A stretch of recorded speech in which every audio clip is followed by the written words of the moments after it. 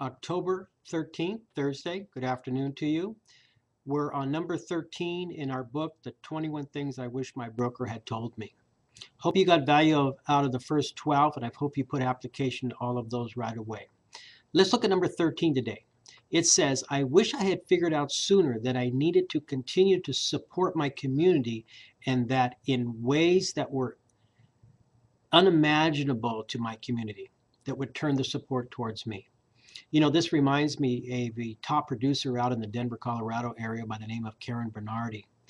And many of our agents here at our company know that name, even though she's out in a different state, because, you know, we're in the same circuit that she's in and we follow the same real estate culture as her. Karen does a wonderful job in Denver of marketing herself with community activities. Now, she does 160 to 200 transactions a year, and many of those are due to community activities in the marketing of herself. She's embraced her community. She has recognized to them that she's a realtor and that she sells and lists property, and they should pick her, and that results in 160 to 200 deals a year. Now, is that all the business in Denver? Of course not. Are there other top producers? Of course there is.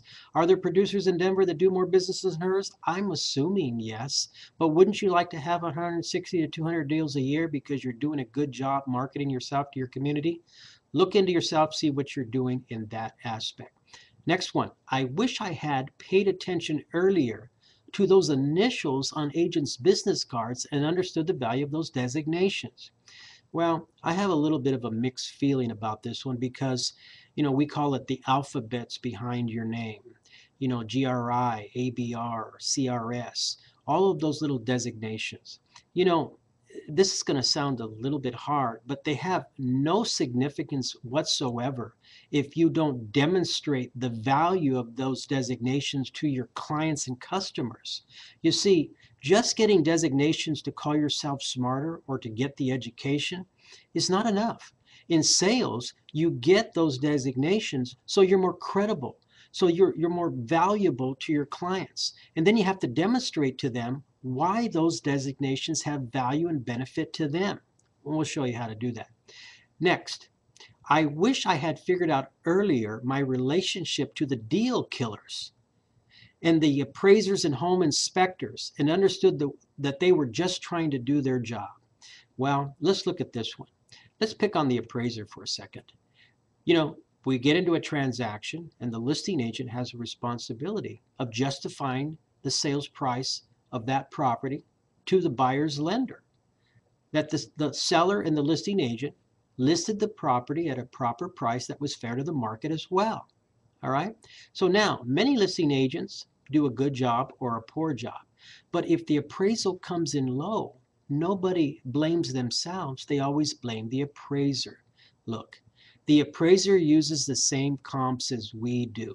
So we have to do a better job for taking responsibility of furnishing the appraisers when we go to meet them with good recent comparables so that the appraisals don't come in low and we won't have that objection handler to deal with our clients. Let's look at the next one. I wish I had known the real estate business was not fixed in concrete and there were many ways to do business and in many ways to make money.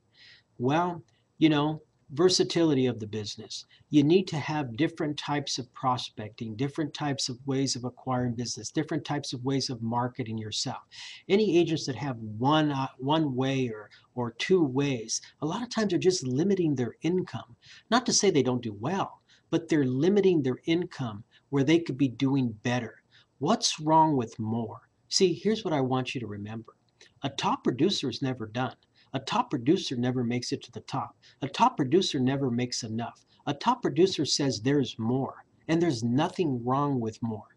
You know, we all know the movie, right? Wall Street with Michael Douglas, the term, greed is good. And he defines it the perfect way. The greed of money, the greed of love, the greed of wealth, the greed of happiness, all of that is good. So there's never enough, and there should never be enough in your life. Let's look at the last one. I wish I had figured out earlier what a good sales coach could mean to my career, to my income, to my lifestyle, and to my life. You know, I coach several of the agents here at our company, and I'm coached by the Mike Ferry organization, and I even coach some agents outside our company. And let me tell you what I believe they expect of me. They expect honesty and candor. See, somebody that wants to be coached wants to get better. So if they didn't want to get better, they wouldn't get someone else to say, what am I doing wrong? Of course, you can tell me what I'm doing right, and I'll welcome that. But more precisely, tell me what I'm doing wrong where I can improve so I can do more. And so a lot of times, a coach might appear to be kind of a negative person in your life because he's kind of like a thorn in your butt, right? He's telling you or she's telling you what you need to correct. And that's how you stay on course.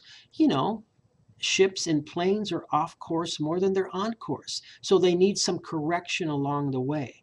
So you need to see the value of having a coach, someone else to watch you play ball. Because if I watch you from the sidelines, I can see how you're playing better than when you're playing it yourself. Look, these are 4 great items today. We're getting in a little deeper, but you can see the consistency of every item is really about you and your application. Don't pretend real estate. Don't get in it for just mediocrity. Let's get in it to win. Remember, winners are never finished reaching the top.